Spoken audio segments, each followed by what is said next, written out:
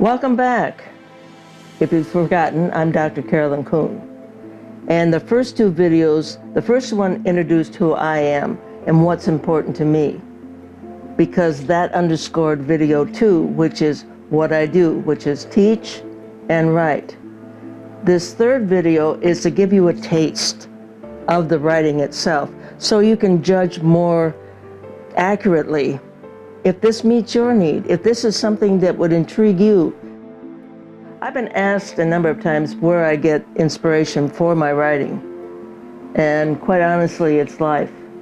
It may be something I see on television, or something that I read, or it may be nature, or it may be watching a conversation between two people, or a lack of conversation between two people. But I get it from all sorts of places. It can also be argued that I write about the same subjects over and over again. Not a problem, because there is never an ending to what you can learn about faith, about righteousness, about forgiveness. There's a host of things that impacts on who we are and how we express ourselves.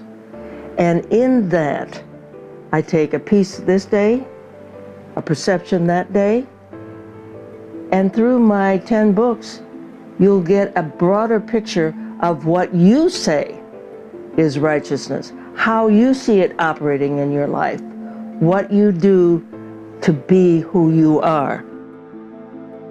To get specific, in a recent post on my blog I wrote, to me, the key to understanding and/or change always occurs when you personalize the learning.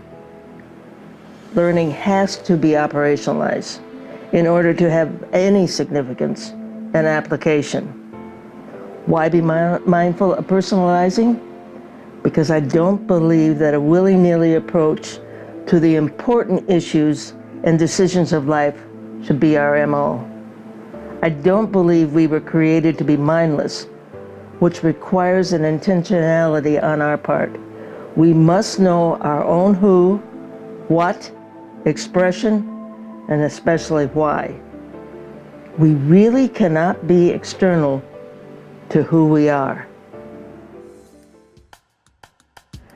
Another example is in my latest book. It's on page 71. It's called You Can Overcome. Let me say that again. You can overcome. Thinking about overcoming whatever obstacle, problem, etc. is in your life in which you want to be an overcomer, do you believe you can?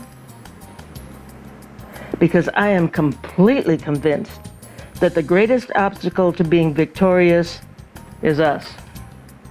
We may mouth the words 1 John 4:4, greater is he who is in me than he who is in the world, or maybe Romans 8:37, we are more than conquerors through Christ who strengthens me. But too often, we want whatever needs to be doing to be distant from us. Not going to happen. Why would one choose not to overcome? I realize it takes effort and pain. You may be unsure of the outcome, but the Lord who is with you isn't. The last entry in this book is called Great Things. I think most of us, if not all, would like to do great things. Of course, we don't define either great or things and leave it to as a kind of unknown, undefined goal out there. It's out there.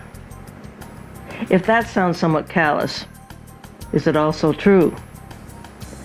I don't believe that any of us grows up believing that the highest that we can attain is mediocre. Why set so low an expectation? Most children start out with a high expectation for their lives. No one says, I'm going to grow up to be a criminal and end up in prison. If this describes you, then stop moaning. Yesterday is no more. Look at today. What's at your hand? Whatever that is, act. Your absolute best you can be your gift to the Father for all that He did, does, and continues to do to assist you and me in becoming and overcoming. Come back for video 4. I don't think you'll be disappointed.